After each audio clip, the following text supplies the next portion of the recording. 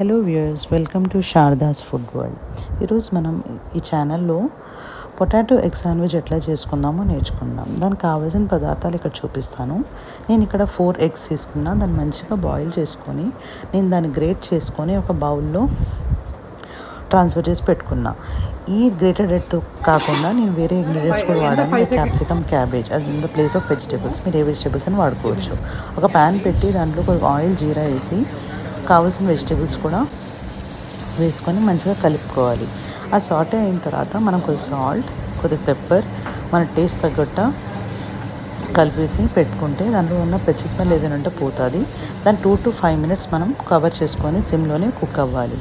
ఆ మిక్చర్ తర్వాత మనం ఒక స్టఫ్డ్ మిక్చర్ ప్రిపేర్ చేసుకోవడానికి mashed potato, onions, chopped green chillies, Sathe చేసుకున్న వెజిటేబుల్స్, గ్రేటెడ్ ఎగ్, కొద్దిగా సాల్ట్, కొద్దిగా పెప్పర్, కొద్దిగా గరం మసాలా ఇవన్నీ తీసుకొని ఈ స్టఫ్డ్ మిక్చర్లో మంచిగా బ్లెండ్ చేసుకొని కలిపి పెట్టుకుంటే ఈ మిక్చర్ మనం శాండ్విచ్ స్లైస్లో పెట్టుకోవడానికి యూస్ చేసుకోవచ్చు. ఈ ఎగ్ గ్రేటెడ్ ఎగ్తో పాటు మనం వెజిటేబుల్స్ వాడుకుంటే దానిలో కొద్దిగా క్రంచీనెస్ వస్తుంది కాబట్టి మనం ఎస్పెషల్లీ వెజిటేబుల్స్ వాడుతున్నాం.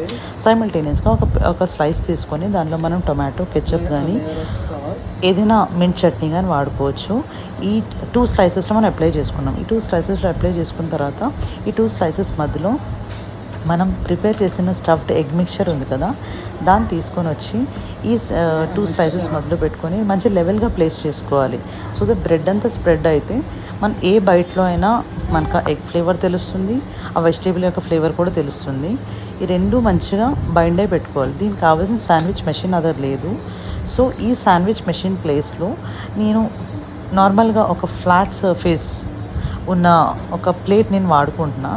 సో ఈ శాండ్విచ్ మెషిన్ లేకపోతే టేస్ట్ మారదు, but taste is so good.